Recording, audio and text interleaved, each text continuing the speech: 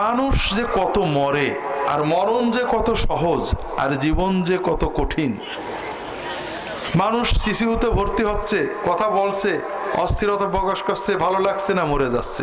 চোখের সামনে ঘন্টায় ঘন্টায় 5-10 জন মরছে। কথা বুঝতে পেরেছেন? 16ই ডিসেম্বর মা হাসপাতালে সিসিউতে আমরাও আছি। হঠাৎ একজন খুব নামকরা ফরিদপুরের নেতা মানুষ ভর্তি হলেন।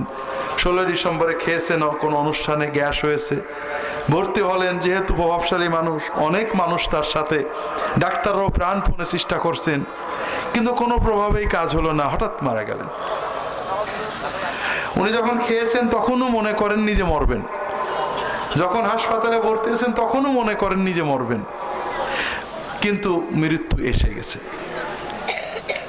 এভাবে আরো মজা,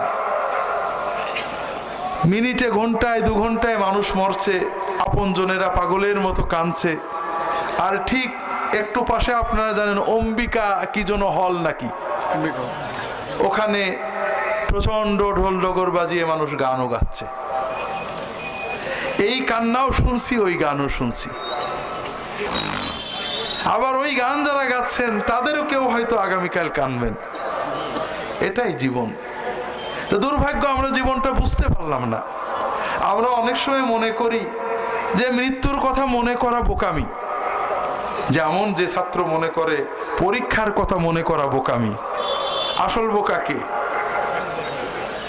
যে মনে করে পরীক্ষার কথা চিন্তা করা বোকামি, ওই কিন্তু বোকা, ঠিক না? পরীক্ষার কথা চিন্তা করলে কি পরীক্ষা 2 মাস আগে হয় নাকি? না। কিন্তু আমরা কেউ যদি মৃত্যুর কথা বলি, ভাই আমি মরে গেলে, আমাদের দেশে, আমাদের ঝিনাইদহের ভাষায় 60 মানে বুঝি না কি জন্য 60 বলতে নেই। আপন জনেরা মৃত্যুর কথা বলতে দিতে চাই না, শুনতে চাই না। তার মানে কি, আমরা যদি মৃত্যুর কথা বলি তাহলে আজরাইলের আমাদের কথা মনে পড়ে যাবে, ঠিক না? আর আমরা যদি মুখে না আনি তাহলে আজরাইলেরও আর, ব্যাপারটা কি তাই ভাইয়েরা? না, তা না।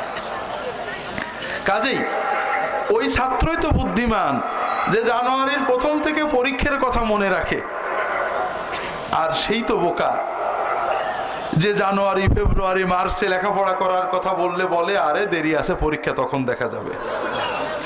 তাই জন্য ভাইয়েরা, প্রায় মানুষই ক্ষতির ভিতরে।